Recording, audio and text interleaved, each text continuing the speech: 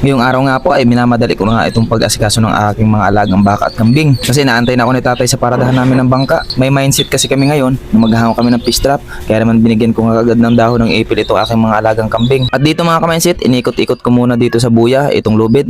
Ginamit kasi namin ito ni tatay sa kitang. Sabi ko kay tatay, pang-anim na araw na yung aming fish trap. Kailangan na yung nahanguin. Kasi medyo makulimlim na yung panahon. Nagbabadya na yung habagat. Sayang naman po mga ka-mindset kung mamamatay lamang yung mga isda. At dito mga ka-mindset, dahil ako ang nakakaalam ng mga lesson, nagmamanda lang ako kay tatay na itigil yung bangka. Tsaka naman pagsisid ko at nakita ko agad yung fish trap, tsaka naman ako magsasanga ay hulog na ulit yung aming kahit. Kung mapapansin nyo po mga ka-mindset, ay medyo makulimlim na ang panahon. Sign na po kasi yan na maghahabagat na. Dito kasi sa lugar namin sa Romblon. Pag yung season na habagat, talagang tumatagal ng 2 linggo hanggang minsan pa 1 buwan. Talagang walang palaot yun, dire-diretso. Kasi malakas ang alon. Pag sa gayong sitwasyon mga ka-mindset, diskartihan na lang kung paano makasurvive sa pang-araw-araw na pang-ulam. Siyempre, less gastos din naman kasi kung araw-araw kong makakadalhin siya ng pang-ulam sa pangisda. At siyempre, dito mga ka-mindset, dahil maikli lang yung ating video, hindi natin makakalimutang mag-shoutout. Shoutout po kay Jimmy De Los Santos. Shoutout din po kay Garcia. Dami, huli. Shoutout din po kay Lagdamin Vlogs.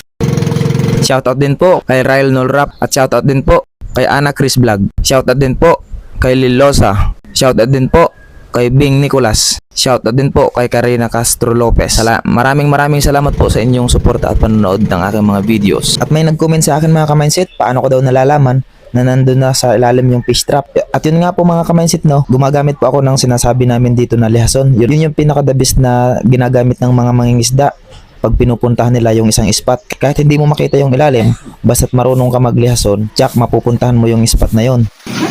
Mga ka-mindset, pang 20 namin nahango ng fish trap. Boom. At bali nga po mga ka-mindset, pinas forward ko na lamang para mabilis po. Hindi ko na po binidyohan yung pauwi na po kami ni tatay. Bali 3 minuto lang mula dun sa paradahan namin ng bangka hanggang dito sa bahay. At may nag-comment sa akin mga ka-mindset, napakagandang klase daw yung aking mga isda na nahuli sa fish trap.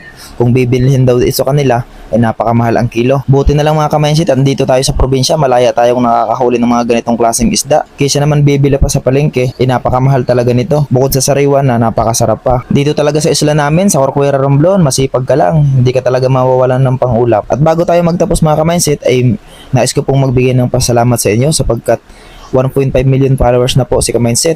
Dahil sa inyong suporta po mga ka-mindset, sa inyong pag-follow, pag-share ng aking mga videos at panonood, nakita ko po yung sulit na suporta nyo po sa akin. At sa mga bago kong taga-suporta, mga viewers, 3 minuto lang po itong aking video.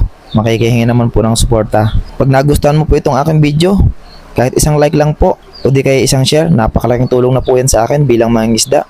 Maraming salamat po. God bless.